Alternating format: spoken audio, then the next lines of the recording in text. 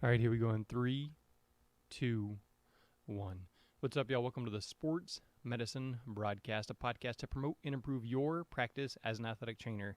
I've got doctoral candidate Jennifer Warren and Josh Woodall and John Seco. All of them have experience with caring for deaf athletes. I have none. But reading through the show notes and preparing for this episode, I was working a weekend volleyball tournament, and there was a referee that was deaf or hard of hearing, and I know that he signed water when he was asking for if he could get some water, and I learned that from reading one of the baby books that we just bought. But also, one of the notes that Jen wrote was look at the person, or don't like slow your speech. And so whenever he asked a question, like I answered looking at him in a normal speech pattern, and that was like automatically like boom, boom, boom. Like I just read this. I got somebody right here. So I'm excited because I've already learned and used something within, before we even started the podcast. So I think it's going to be great. So Jennifer directs and leads the special services, or the student special services at Midland ISD. Josh has firsthand experience working with the athletes, and John Seco's fiance just wrote a book on American Sign Language, and his school houses the deaf student population for his county. So they've got plenty of experience between the three of them, and I just get to learn. This is sportsmedicinebroadcast.com/deaf athletes. sportsmedicinebroadcast.com/deaf athletes, where you can find all the links, because there's a lot of resources they put in there, where you can find the contact information and some of the questions, or ways that they've answered the questions in the notes. So again, sportsmedicinebroadcast.com/deaf athletes. Again, John's fiance just wrote a book on American Sign Language. Jennifer is working on her doctoral degree, and she's published some articles in Odyssey magazine, so highlighting the work. The director of Corsicana Regional Day School Program for the Deaf. All right, let's get right to it. Number one tip. So people like to save the best tip for the end, but for number one tip, Miss Jennifer Warren, what have you got for us? I'm so grateful that I was able to share the one tip in our notes, and you were already able to put that into practice. So it verifies with me that it is the number one tip that we should share. And it is that we just speak naturally to those who are deaf or hard of hearing. Many can read lips, but if we try to accentuate our words or talk louder for them, then it distorts our mouths, and it can make it more difficult for them to read our lips. And then if I could add a second tip, most people in the deaf and hard of hearing community really do appreciate any sign that you may know. So if that's finger spelling or simple words, it is accepted and appreciated when you use the simple signs that you may know. So those would be the two tips that I would share with you today. So one of that referee that I was referencing, he had, I guess, an app on his phone or something like that. So he basically typed in, and it was like large letters. So, it's not like he had to text something into a normal text messaging box, but it was large letters so that he could show me, hey, do you have an extra chair? And then later when he walked back, that's what it was, is I was like, hey, did you find a chair? And he said, he was good, or no, he didn't find one, or something like that. But yeah, so that was really cool just to be able to put those pieces together. So speak natural, and then I know John said facing them. And then one of the things that I want to kind of get to before we get much further in this podcast is the terminology, right? So she's already given us those, and I think in one of the Facebook posts I said hard of hearing, one of them I said hearing impaired, one of them I said deaf. So let's clear that up as before we go much further. What should I be saying? And then so what should I be saying? Of course. So recent legislature has recognized the most appropriate terminology, and it comes directly from the deaf community and what they prefer. So auditory impairment and hearing impaired is now replaced with deaf and hard of hearing. So watching the legislature accept what the deaf community is wanting to be recognized as is an important step, because many times we see that people groups have a cultural piece to their community, but when it's recognized by the law and we can then push it out through our school systems and government and such, it's a really big thing. So to honor that community and that people group with what they wish to be considered as, that would be deaf and hard of hearing. And to add a little bit of context to that, many deaf and hard of hearing people do not see themselves as a people group with a disability. It's just a different need or a different mode of communication, because it's not a cognitive disability. So as we move forward, we move away from the language that gives the connotation that it's an impairment or a disability or something that needs to be mitigated for as far as a disability goes. Seems strange that like hearing impairment sounds more professional, but now they're going to go, yeah, he's just hard of hearing. Well, that's just that old guy, you know, that thing.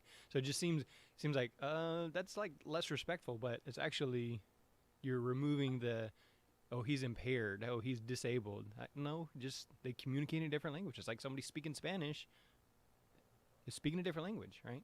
So I got to learn to communicate with those. Yeah, Josh and I actually had that conversation where we talked about deaf and hard of hearing, those terminology or that terminology being a little harsh. We feel like, oh, if we call somebody deaf, that sounds like a very harsh way to describe someone, but it's actually what's preferred and accepted. So that's a conversation that Josh and I have had just recently, talking about the terminology.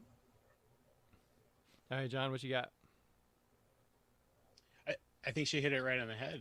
You know, when we're talking about it, you know, first, I think we need to be incredibly sensitive and aware of, there's 4 of us here that are hearing individuals speaking about deaf culture. You know, so I do want to, you know, put that out there. You know, so this is just our take on things, especially as athletic trainers, as healthcare professionals, and how this helps us. But there is a full culture that is attached to the deaf and hard of hearing world. And that's something that I've learned a lot over the last year, and how that culture is weaved into a language, a different world language that's that we are able to use to communicate with our athletes. So there is a lot to learn here, that we'll definitely try to cover over the next hour in our discussion. All right, so Jennifer, let me ask you, what got you into the kind of leading the deaf education or the sign language, that leading that part? What moved you, what personal experience, that kind of thing?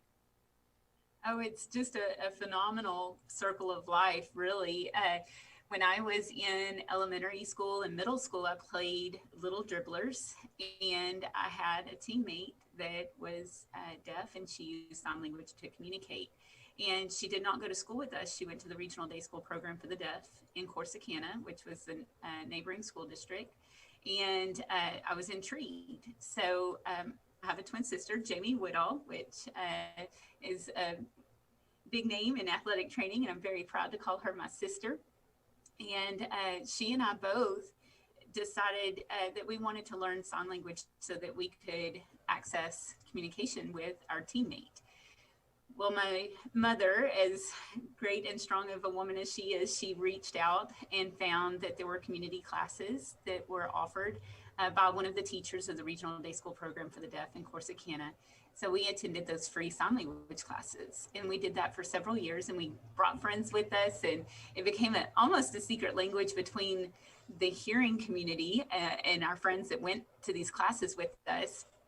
And it built some great memories. But what it really did was it fostered a sense of excitement and need to learn more. So in college, I went to Texas A&M University, and Blinn College offered sign language as a foreign language, and A&M accepted it. So did 4 semesters at Blinn College learning sign language, American Sign Language. And now to preface that with the classes that I used in middle school and elementary school, that was signed exact English. So my base knowledge in sign language is actually signed exact English, where you would sign each and every word very exact to the way that you speak. But then in college, I learned American Sign Language, which has a little bit of a different grammar and syntax to it.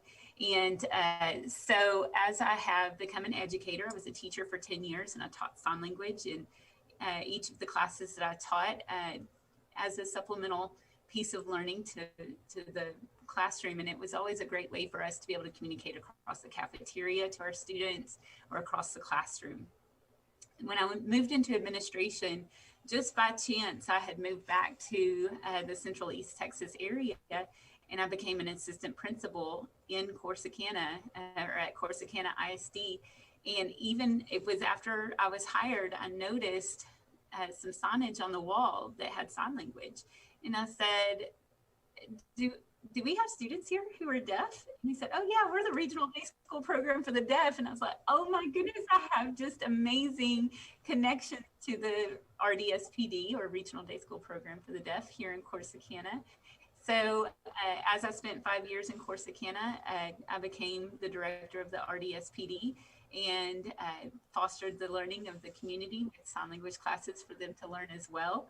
And so it really became full circle, where I took the passion from a childhood and curiosity and wanting to learn more about the student that I played basketball with, and made it into a career. So now I'm at Midland ISD, and I am the executive director of student services. So that means for special services. And that means that I am able to not only work with students who are deaf and hard of hearing, but other disabilities or at-risk populations. Okay, so I know I'm going to sound very ignorant here, but you talked about when you need to learn Spanish because of your population, but then you just mentioned there was exact word sign language and American Sign Language. So is there Spanish Sign Language and, like that kind of thing? Yes. Okay. Yes, and without chasing too many rabbits, I have definitely found myself in a situation where I thought I was walking into a situation to sign in English, either American Sign Language or C, which is signed exactly English. And the person I was signing with actually signed in Spanish, and threw me for a little bit of a loop, but we figured it out. So. Okay, so tell me a little bit more right there. So in that situation, do you continue signing, or do you switch to something like a text app like that guy had, and then you can use Google Translate type thing? Sure. So in that moment, it was before smartphones. I was coming back from Colorado and snowed in at Eagle Pass, and cell phones weren't really a useful thing at that time because they weren't our smartphones that we have today. So what we actually ended up doing was I spoke in English, and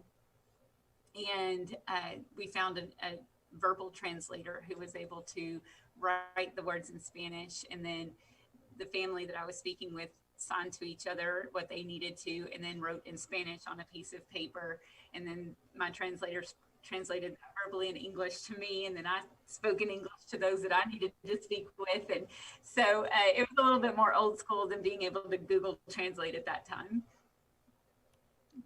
It's quite a process. All right, yes. So I know in the show notes you talked about using the translator and never saying, hey, tell the translator this. Who wrote that? Was that John? All right, so John, tell me a little bit more about that. Yeah, when working with an interpreter, I think when I first started working with deaf students, you get used to the interpreter being right in the room, and then you wanted to, if you're not educated in the subject, or if you're not educated in the topic, you'll turn and actually start speaking to the interpreter, when in actuality you're speaking to the deaf individual. You should never do that, and you should never say, "Tell them this," because you're having a conversation with the person who is deaf, not the person who's the interpreter. So they're there to assist you with communication, not relay messages there. Gotcha. Yeah. I mean, I could, it's like in Zoom where if, I'm talking like this, if I'm looking off to the side of the camera while I'm sitting here talking to you guys, it's really weird and uncomfortable. So maybe the Zoom culture now can understand just a little bit of the deaf culture and the need for the eye-to-eye contact when communicating. So, all right, Mr. Woodall, let's talk a little bit about your experience with working with deaf athletes. Yeah, for sure. So, I've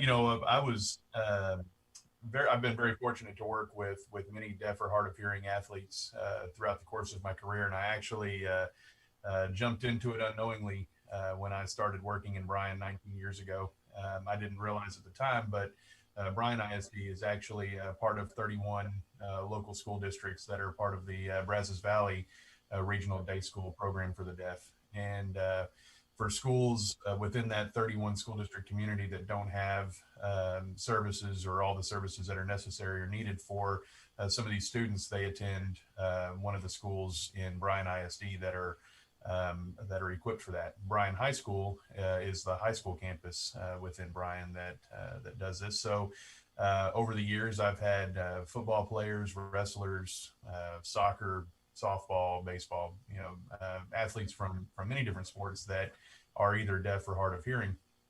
And my very first year as a professional and as the assistant athletic trainer here in Bryan, we had a football player that had a knee injury and came into the athletic training room, and this individual was deaf, and I had never worked with a deaf athlete before, but fortunately through Jamie and Jennifer, I knew a little bit, knew enough to not be disrespectful, and so that was quite helpful. And just like everything that we've talked about thus far, it's important to understand that and communicate directly with the individual and not through their interpreter. I've been very fortunate for the most part. Whenever I've worked with a deaf athlete, they've had an interpreter with them, because here at the school, their interpreters attend practices, games, all of that stuff. But occasionally, on a day when we have Saturday treatments, the interpreter may not be here, and in those situations, I've been able to communicate with my athletes via some of the information that Jennifer's been kind enough to share, and Jamie and Jennifer have both taught me some basic sign language. I can finger spell and do some things like that, and so that helps as well. So, but it's been been quite a journey and an exciting one at that. I've learned a lot and learned a new culture and new language, and it's been a lot of fun. If I'm speaking Spanish, or if I'm listening Spanish, I want people to slow down and speak to me. And so it's interesting. Like, is there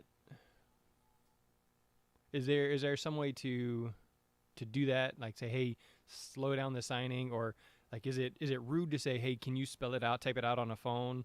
Like, what are some of the things because I'm thinking of how like when my students are speaking Spanish, I'm like, hey, despacio, despacio, despacio, like slow down, slow down, slow down. Like, I can speak it pretty well. I just can't understand it pretty well. So how can I do that? Like Josh said, he's had to finger spell. What are some of the things that I could do? That's something even I have to do, knowing sign language, but it is not my first language. So I'm not a certified interpreter. I just know sign language enough to speak conversationally. And when my receptive language is not as good as my expressive language, which means I can sign because I know what signs I'm going to use.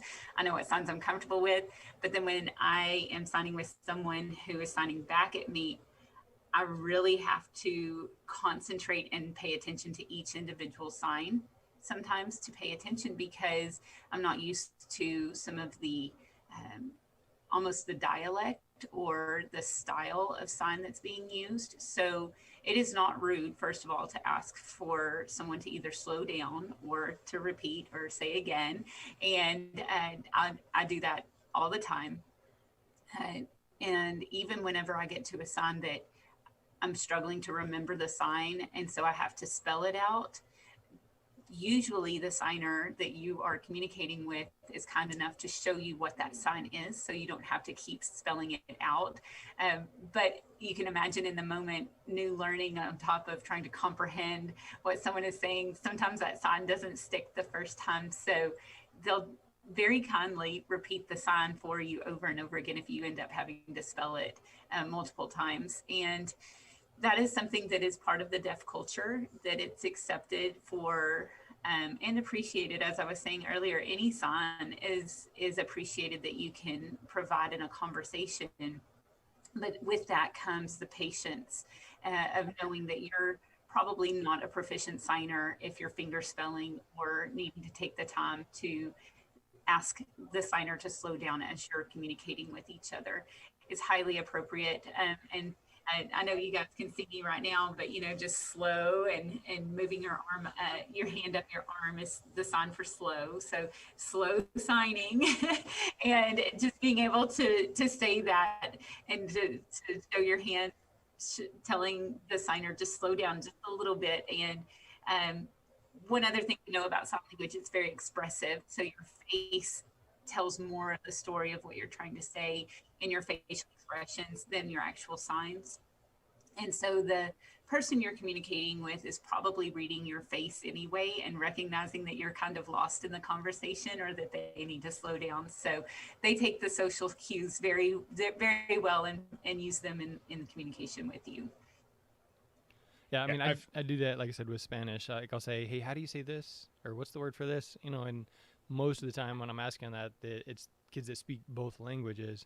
So I'm just making sure that, as we were talking about political correctness and using the correct terminology, I want to make sure that I'm doing my best not to offend. All right, Seiko, your experience. Yeah, I was going to go ahead. Well, I was going to say that deaf individuals tend to be a little bit more forgiving when you are signing with them. My sign language is next to nothing, so I do a lot of finger spelling, and I know the sign for hurt and please and thank you. But I'm very slow with my signs, and the kids tend to be really, really good with it back to me. So they'll slow their signing down, but they take that and they are incredibly appreciative in the fact that we are trying to communicate with them.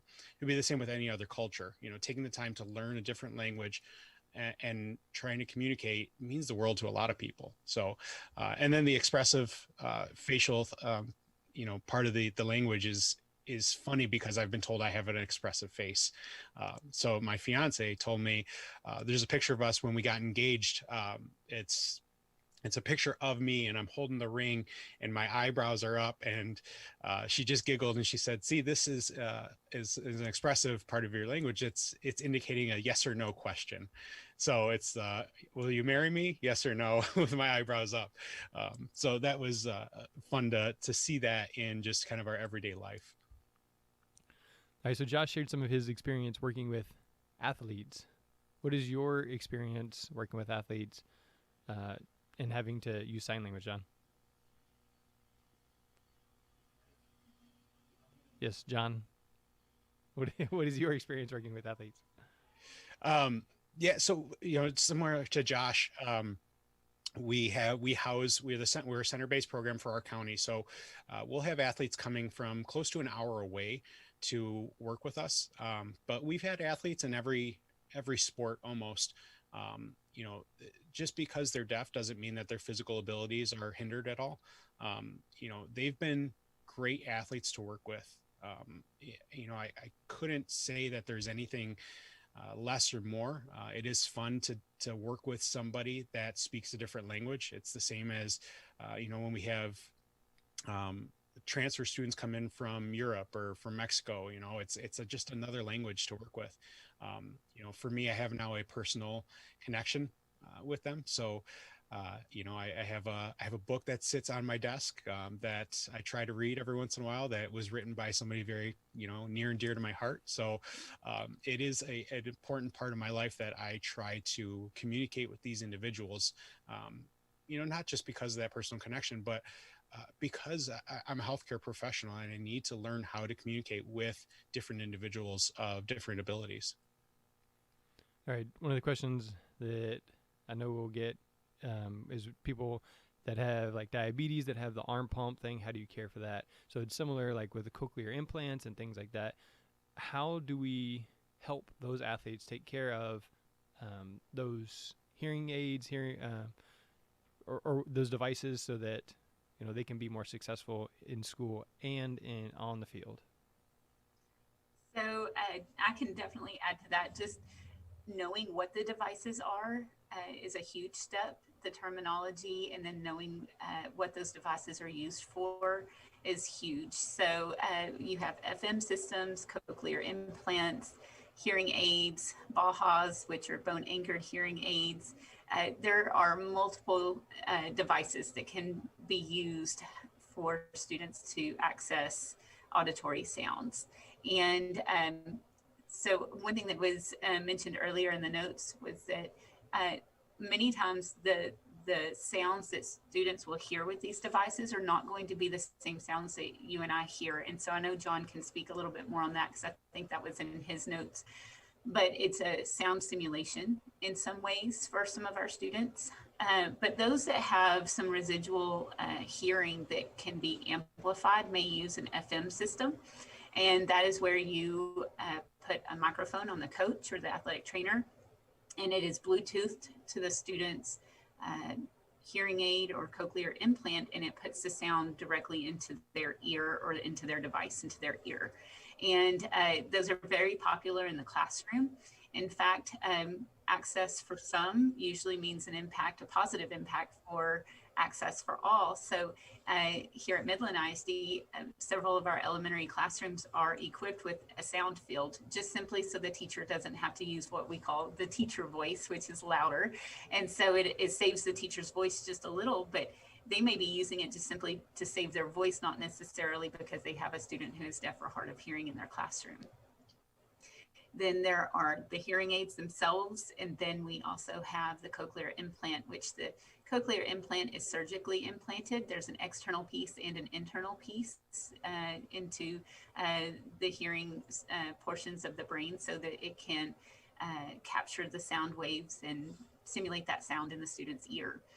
So you can imagine that these devices are highly specialized. So that usually means there's a price tag on them. So students are taught to take care of their devices and typically do not play sports wearing them. So even if there's a helmet to protect the ears and the head, you may find that the student athletes will take those devices off. And so I know Josh can probably speak on this a little bit more because of his experience, but just with the experiences that I have with students, most of the time by they reach the secondary level, they know how to care for their devices on their own.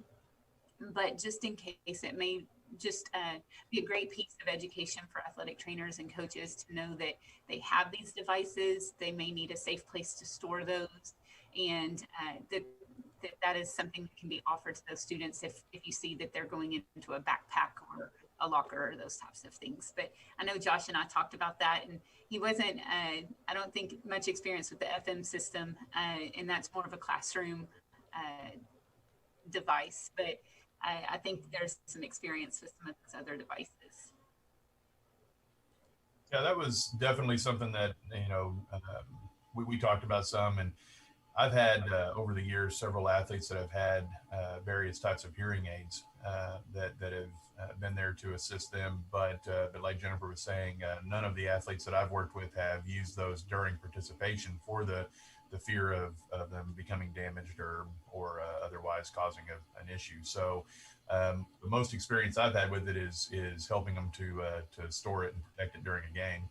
And sometimes they'll take it out, put it in a case, and I'll hold on to that for them until after the game is over with, or if they need it, later on, when they're on the sideline or in the dugout or something like that. But in my experience, most of the athletes have not used those devices during participation. I don't know if John has had any different experience with that, but that's what I've seen a lot. Okay, yeah, very, very similar for me too.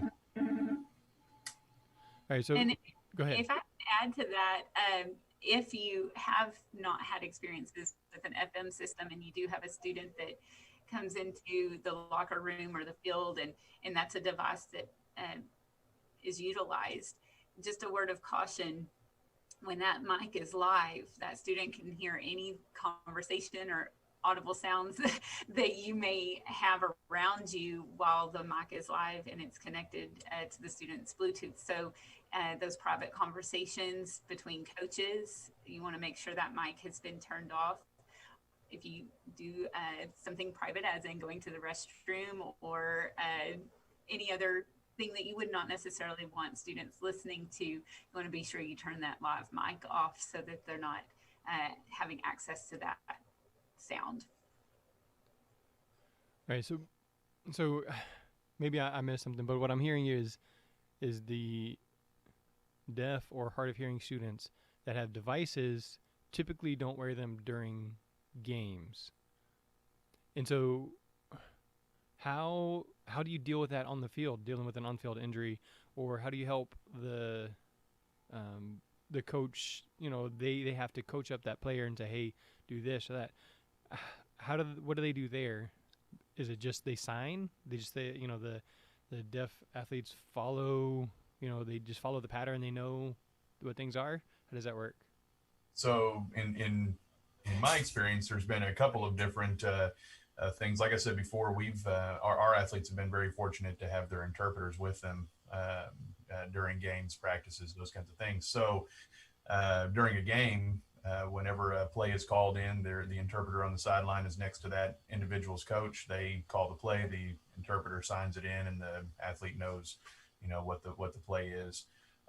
You know, in sports like baseball and softball, it's all about using signs anyway. So they're familiar with the signs. They know that, and they know what they're supposed to be doing when they're at bat or on the base or, you know, whatever it is. So the communication is natural in that regard. And then also reading lips, you know, the athletes, you know, are also very good at that. And so when the coach is talking to them on the bench, you know, the interpreter may be there signing, but they're also able to pay attention to what the coach is telling them. Same thing with dealing with injuries. You know, I've had the interpreters there with us that have been able to communicate that, or I can, you know, talk with the athlete and they can, you know, understand and communicate back what it is that they're needing. So that hadn't been a big issue. But one situation that comes to my mind that was somewhat problematic. One time we had a football player that had a forearm fracture during a game. He was a deaf athlete, and it was actually a pretty significant fracture. He fractured both ulna and radius and convoluted fracture. So he was in a great deal of pain on the field and closed his eyes. And so his interpreter couldn't communicate with him. We couldn't communicate with him. And so we had to give him a minute to collect himself and then tap his helmet so that he, you know, opened his eyes. And when he opened his eyes, we could then communicate with him and work with him. But, you know, that was a unique situation where we did have to improvise a little bit to get his attention, because just talking to him, he couldn't hear us and he couldn't see a sign interpreter. So that was an experience that was a little bit different, but we worked through that and got him taken care of, and he came back and continued to play the next year. So you know, all was well with him. But you know, there's things that, you know, may jump out and surprise you sometime. So going to that forearm fracture, is there a right-handed and left-handed dominant signing? And then what do you do with that kid that can't move his hand? Like, I guess that's just for the interpreter to kind of figure out and tell you. Like, how did that work out? You know, well, in that situation, it was very difficult for him to, because a lot of times the signs involve both hands. And so, you know, he had to spell some things or do things a little bit differently in order to communicate initially.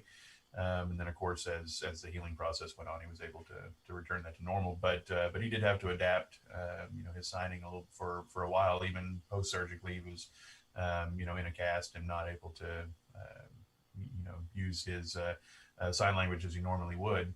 But they were able to adapt that pretty successfully. So overall wasn't a big issue. All right, Jennifer. So we're dealing with an athlete that, you know, is in pain, that doesn't want to open their eyes. What else would you recommend? What else can we do? You know, assuming that we have an interpreter there, how can we help that situation? Well, I think doing some proactive measures will help as well. So John put something in the chat that I want to make sure that we talk about, because Josh and I actually had a prior conversation about this very thing. And it's talking to the referees or the umpires before a sporting event to alert them that we do have a student or students who are deaf or hard of hearing. And that can mitigate several conflicts, not even just injuries, but if there's a whistle blowing and the student continues to play, they didn't hear that whistle blow. And unless they if they see the interpreter alerting them, or if they are watching their peers and using social cues to understand that maybe a whistle has been blown and play has stopped, if they haven't caught on to that social cue right away, the referee or the umpire may see that as a sign of disrespect that they've continued to play. But having that knowledge beforehand can be very helpful in knowing that that student is deaf or hard of hearing, and that communication was blocked for them at that moment.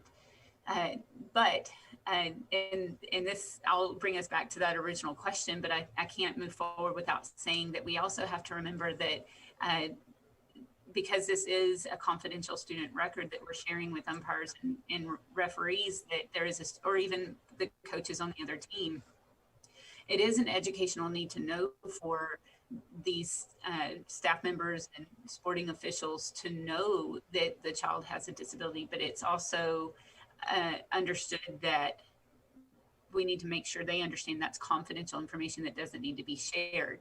So then taking that student's name and identifying that they are deaf or hard of hearing, and then sharing that information out beyond the group of the educational need to know members of the community would be a break in the confidentiality of the student record. So that's something to consider as you have those conversations. So the original question was, what else can we do for these students who have an injury and may close their eyes and lose access to communication?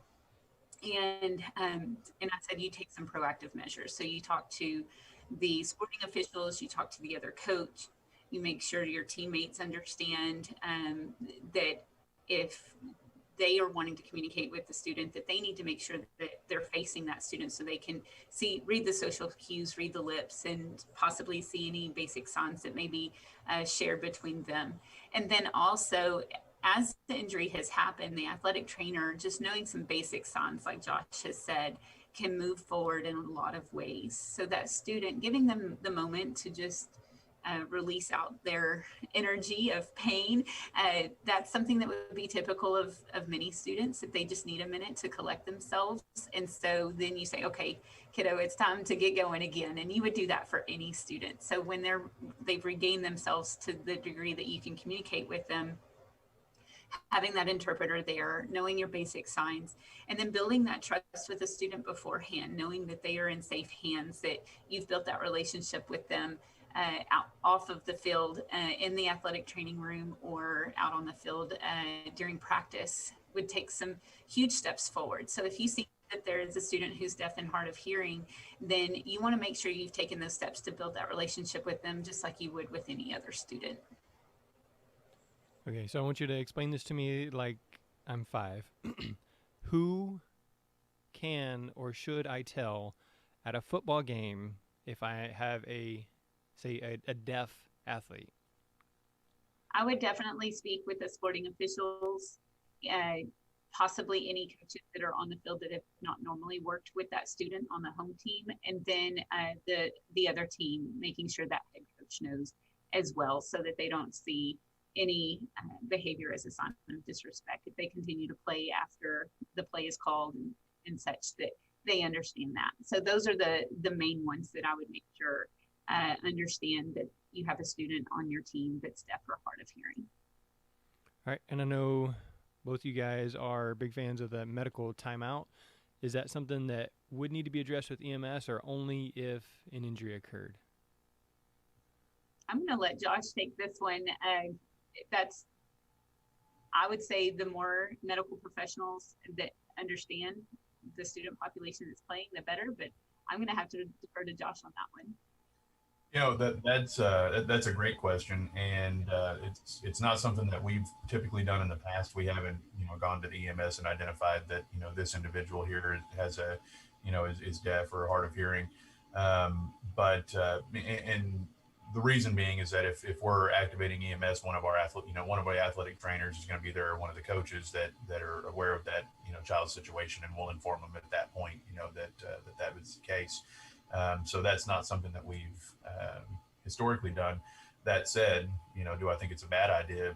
No, not necessarily, because if you're thinking about a situation where maybe you have multiple injuries at the same time, and EMS is assisting with something, and they happen to be helping that student, and you're not immediately available to tell them, then it's good to have that knowledge up front. So I don't think that would be a bad idea. Yeah, I would agree. And, in our my past, I found that the media loves a good story of a deaf student athlete participating in sports. So we recently had a student, he graduated last year. And within that football year, I think we had 4 different news stations out to do stories on him. So everybody got to know him. Our staff all got to know him, obviously working with him, but then our team physicians and the community around knew who he was and was able to identify it. That's probably not going to be the case with everybody else. So like Josh said, it's probably not a bad idea to bring that up. But, we do communicate with the referees at least prior to game if we have a deaf individual. Or an individual who is hard of hearing, so that it goes back to Jennifer's point of, the disrespect that may be seen in the referee or to help them along as well. Because if the ref's there and they can wave a hand and, a tap on the shoulder or anything, that could help the student too. But, just getting the most people aware of the situation helps. You don't always have to identify certain things. But, the reasons we're doing the medical timeout is to communicate. So, if we can add that in there, if it's pertinent, then we'll add it in there. But, you definitely don't want a medical timeout that goes into actually halftime. So it's how much stuff you want to provide. All right. So you said communicate with the other coach. Are you essentially just telling the other, like one coach on the other team, or are you trying to make sure every coach knows? Because I would think that you would just want one person to know, and then they could communicate with their staff as needed. Yeah. That's been my experience is, typically we'll notify the head coach from the other team and then let them communicate with the position coaches that are, need to know, or, and again, that it's from our perspective, a safety concern. If the athlete, if you've got an offensive lineman that's, deaf and he's going up against a defensive lineman and continues to block after the play's over, you don't want that individual to think that, this kid's just a jerk and, and then all of a sudden you have a fight on the field or something, because they just weren't aware that this kid couldn't hear, the whistle blow and didn't know the play was over. And so, so we've communicated in that regard, but, we're not necessarily telling, every coach on the other team, but just notifying that head coach so that he can, let the position coach know and they're aware of that, can help mitigate some of those potential concerns. Right, and again, this is just ignorance. Have you ever seen a situation to where a opponent has used that deafness, saying like, "Hey, play stopped," and then basically like cheating, like, "Hey, play stopped," and then continued on? Have you ever experienced a situation like that? Personally, I've never seen that. I had the thought as I was talking about that would certainly be a possibility or a concern, but I've not personally experienced it where somebody has used that to have an added advantage in a game, and but to that point, our coaches coach the deaf athletes the same way they do anybody else, and you play until the play's over. And so until they see their teammates stopping, or until the official taps them and lets them know that the play is over, they continue to play. And so hasn't been a problem in my experience.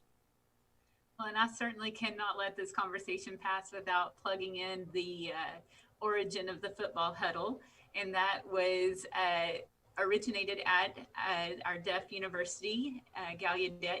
And it was back in, I believe, 1894 that the quarterback did not want the other team to steal their signs that they were using as deaf athletes. So they originated the huddle, where they came together and they signed in the huddle so that communication could not be shared to the other team. So that, do believe that is a old age concern, that those signs would be intercepted by the other team. I think we see that in the hearing community as well, when you have baseball signs for the pitcher and the other team possibly intercepting those signs. So I think this is something that is seen in the hearing community and in the deaf and hard of hearing community. But I do think that it's interesting that the huddle has its origin in the Gallaudet University as a way to mitigate those interception of signs.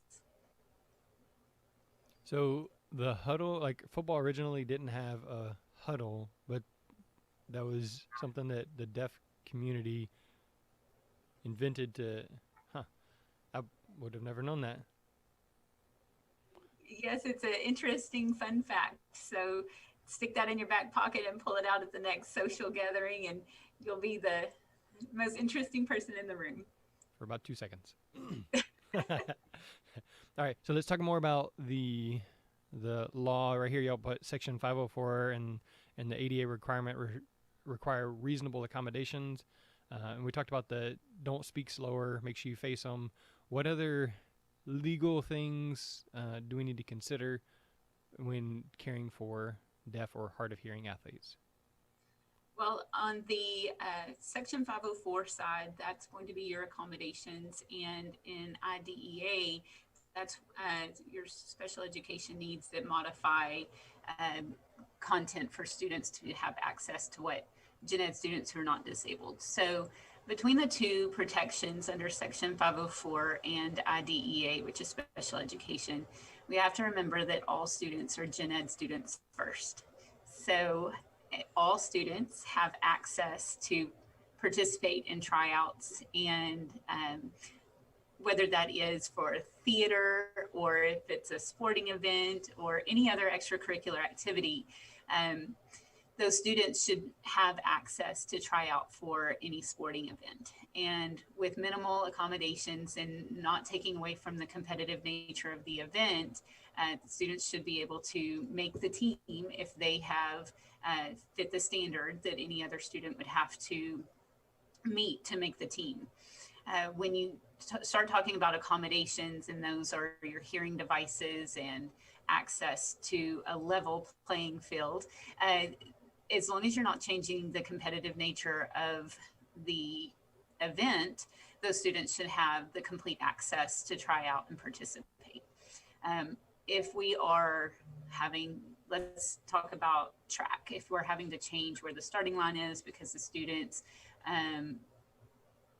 whether it's a disability as in a physical disability, or if it's cognitive, or if it's just a deaf and hard of hearing where the student just uses a different mode of communication, you can imagine that if you have to change the competitive nature, whether shortening the distance on the track in a race, or adding time to the other athletes, or shortening time and taking away from the actual elements of the competition, those are modifications that take away from the competitive nature of the event. So that will help coaches when students sign up to try out to draw a line between accommodations and modifications. So the accommodations keep the integrity of the sport intact, where the modifications may change the competitive nature. And that's where we need to make sure that we're educating our extracurricular leaders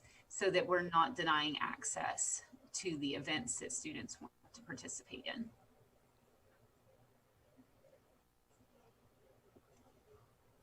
I'll throw something in that people may not recognize or realize, and obviously taking into consideration confidentiality and things like that. You don't want to you wouldn't have a conversation about other athletes or about something that's confidential and within earshot of a student that's hearing. When you're working with students that are deaf or hard of hearing, that we talked earlier, Jennifer mentioned the FM devices and making sure that mic is off whenever you're visiting. Remember that an interpreter is an extension of that individual.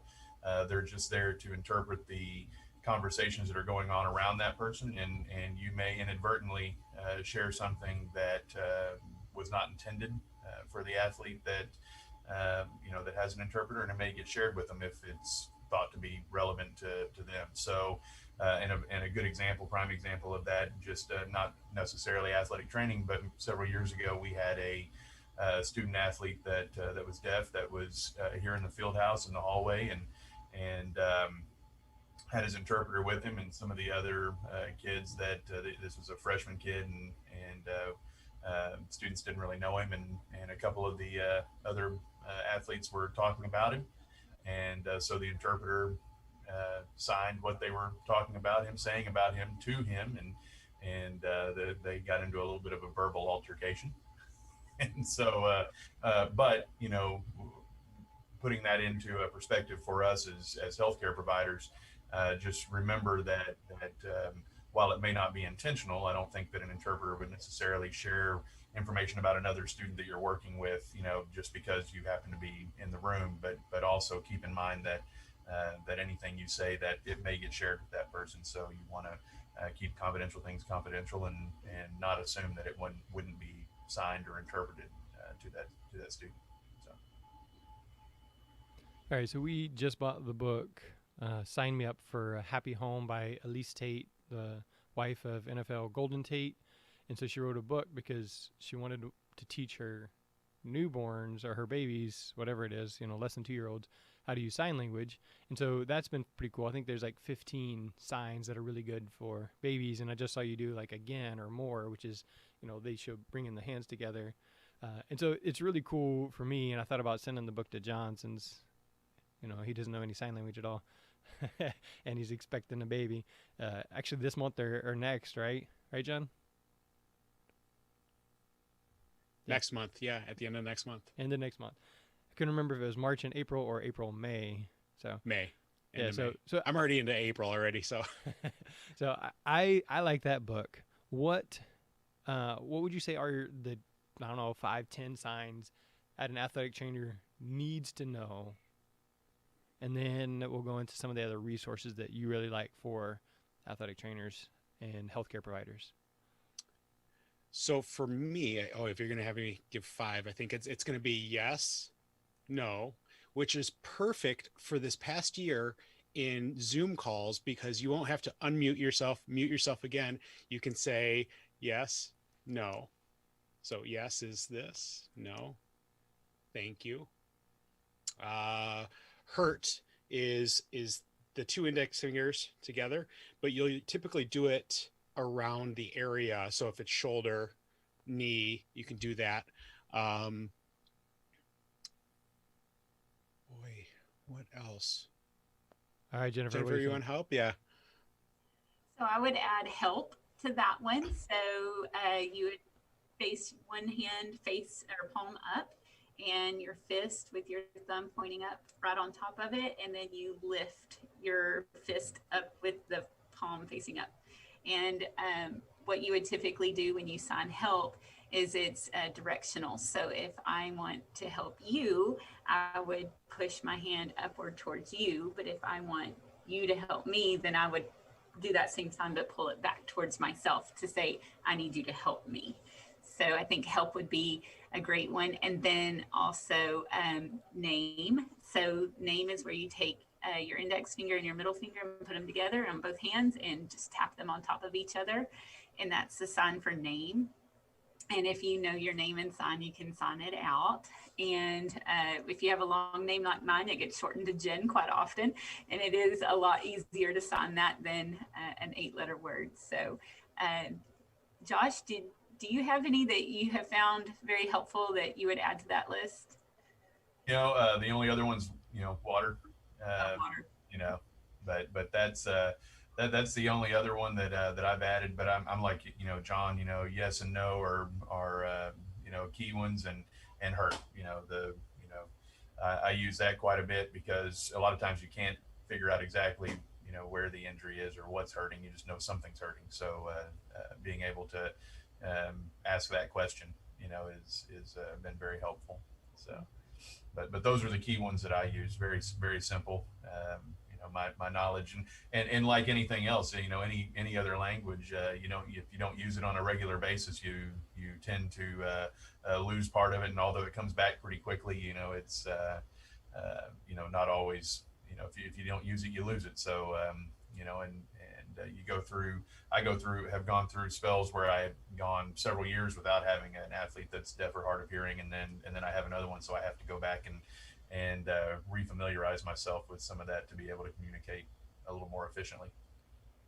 And I would add that the body language and the facial expressions add so much to that. So if you do have an injured athlete and you would recognize with any student, whether deaf and hard of hearing or not, if there's a limp or a stagger or holding a wrist or those types of things. And then also the facial expression of the grimace. If there's some pain and they're playing through it, you can see it on their face. But I can imagine the pain scale, if you're using a 1 through 10 pain scale, and you touch a specific area that is hurting and you've triggered the nerves in that area, the face will tell you. So some of the things that you would use with your hearing students, you can certainly apply to your deaf and hard of hearing students. All right, so for our list, I got help, which is palm and then your thumb moving upwards. Thanks, which from your hand away from your chin. And in the show notes, I'll include some of these, but it should be easy enough to Google these.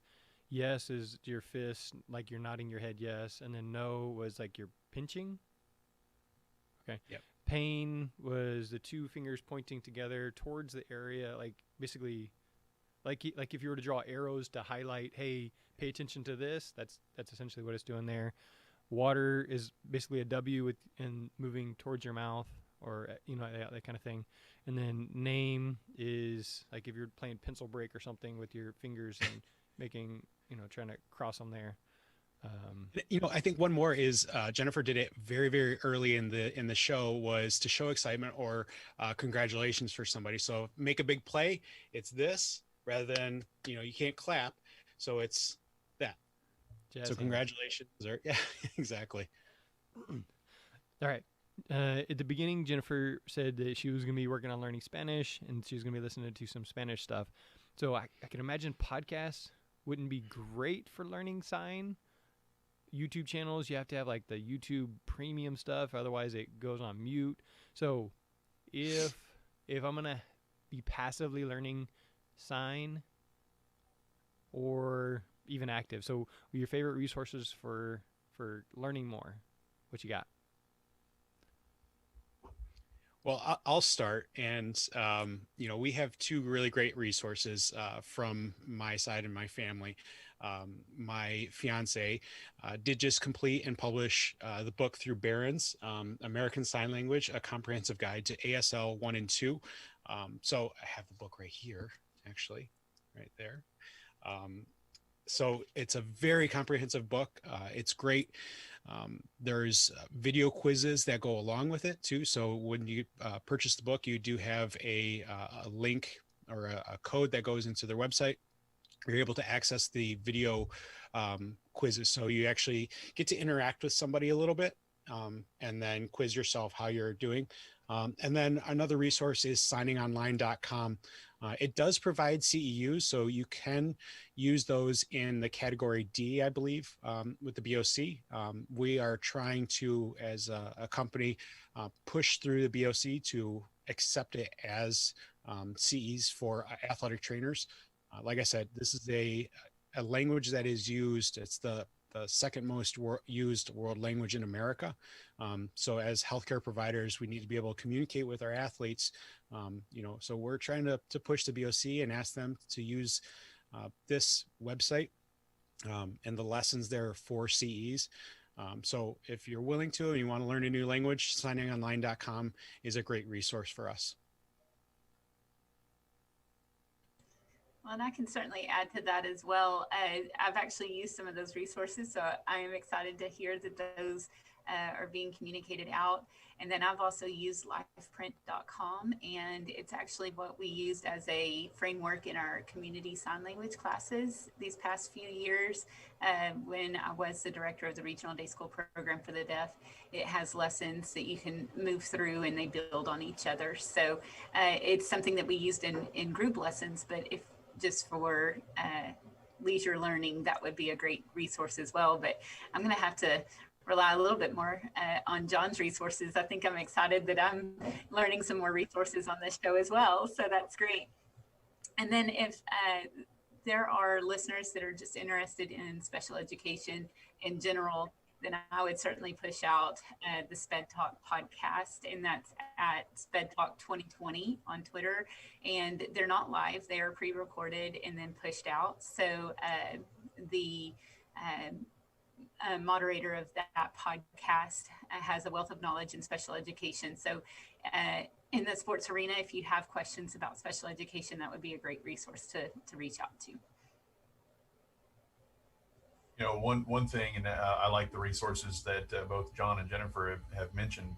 You know, one thing that I would add is just like you know, anything else, you use other professionals as a resource. You know, use your deaf athletes, your interpreters that work at your school. You know, use your human resources, your people, to help you as well, because you know, that's kind of where my limited abilities began, was just you know, things that were taught to me by deaf athletes that I worked with, or by the interpreters that were there to assist them. And so you know, if you're like me, you know, I can read, and I can you know, watch videos and learn a little bit there, but actually working with somebody and signing with somebody is where I picked up and retained a little bit more. So you know, don't be afraid to ask them to help you. They're more than happy to. And you know, and it goes a long way toward developing those relationships with the athletes that you work with.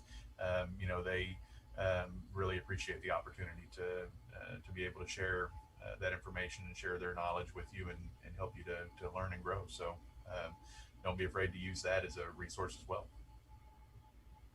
All right, so she mentioned SPED 2020 on Twitter, but if we want to get a hold of Jennifer, Josh, or John, all of us are on Twitter. So Jennifer on Twitter is Jen, which is JENN, Inman, INMON, Warren on Twitter. So again, I'll have a link to that in the show notes, or you, again, as I always say, if you're following me on Twitter, there would be some conversation between me and Josh and John and Jennifer, and so you can just click on it that way and follow there. So if you're following us on social media that way. Josh, you didn't put anything in there for the best way to get a hold of you. What is that? You're on mute. Yep, there we go. Unmute. My Twitter is just at jwoodall, WOODALL 79. So that's my Twitter, and of course you can email me. It's just my full name, Josh.Woodall, WOODALL @bryanisd.org is a good email address. So, all right, so you can find Josh on Twitter or email John Seco. Yes, Twitter at JOHNCIECKO, or email is JCIECKO @Bloomfield, BLOOMFIELD.org. Man, why didn't you sign that out while you were saying it? I did. You just can see my hands are down here. See, you got to put it up by your face so we can see those things. I know. See, you're learning. All right. Any other like deaf culture things that we may need to consider that we didn't go over? Any other last minute tips that you thought of? Like, oh wait, I got to say this. Well, one thing I did notice was just out of habit, I'm wearing solid colors that are dark. And if you notice interpreters, most of the time you'll see that they are wearing solid colors, and it's to accentuate the hands as they're signing, so there's not a distraction right behind the hands. So if you are looking to learn sign language and looking at a new career path or an additional one to become an interpreter, you might want to dress in your solid colors so that you can accentuate your signs. Typically, I find that coaches and athletic trainers wear school gear, which is typically a solid color anyway. And so that's just one additional tip I can add, that those solid colors add to the accentuation of the signs that you're signing to the students. All right. Wear your solid colors. That's interesting. And, you know, as we were talking about that, I'm wondering if, so like your hand, I'm white, your hands are white. So I'm wondering if like a black interpreter normally wears like a light color to offset their black hands. Interesting thoughts. So, and I also don't wear a lot of jewelry on my hands if I know I'll be signing, just to take some of the distraction away from my signs, because they are going to be a little slower anyway. So I need all the help I can get as I'm signing. All right, you guys good? Yes. There you go. See? All right. Lots of links, lots of resources. And then, John, did you get your package from Myotech with the 8-hour defense stuff? I did. Yes. I've been using it daily. It's now my new ritual. I come in, sit down on my desk, I spray my hands, rub it on my nose, and it gives me that sense of protection going into the rest of the day. And that the new hand sanitizer is, like Paul had talked about, it's a smoother feel. So like I don't feel like my hands are worn out from the constant use of the alcohol hand sanitizer. So I'm a big fan of it. Yeah, I felt the same. It didn't feel sticky, which I hate that, and it didn't smell, because if a hand sanitizer smells, then there's no point. Like I won't use it. So There's nothing worse than a fragrant hand sanitizer. We have one at our school that's one of the public use ones, and it smells like flowery and perfumey, and it's a good smell, but like I hate going home with that smell. It's like the worst. Like for me, I'm driving home and I'm like, why do I smell like perfume? Like what did I do? And I'm like, oh, it's the hand sanitizer that was at the front of the school. So I try to avoid those and use something that is better. So I like it. I'm excited, and I posted on social media. I use it at the volleyball tournament where there was like 500 teams or something like that. So at least offer myself some protection from all those sick kids. If you want to get more information, this is sportsmedicinebroadcast.com/deaf athletes, sportsmedicinebroadcast.com/deaf athletes.